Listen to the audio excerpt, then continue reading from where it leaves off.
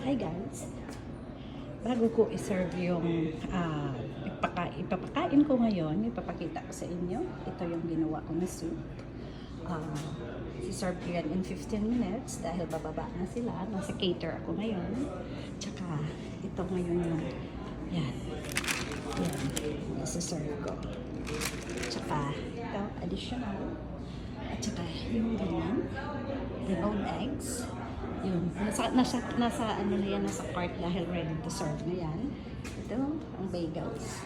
Yeah, marami akong ipapakain. At saka, yun ang sinasabi ko na may pera sa kusina. Dahil kung masipag ka lang, makakaano ka talaga, makakaahon sa buhay kahit paano. Kahit na may full-time job ka, pwede ka pa rin gumawa ng paraan kung paano dagdagan yung kita. Kaya, ito ko ngayon, linggo-linggo, nagpa-part-time ako dito sa kitchen at nagsiserve.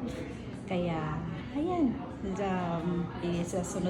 sa susunod na naman na video, ipapakita ko sa inyo na naman kung anong lulutuin ko. Kaya magsiserve na ako. Bye muna ngayon. Bye!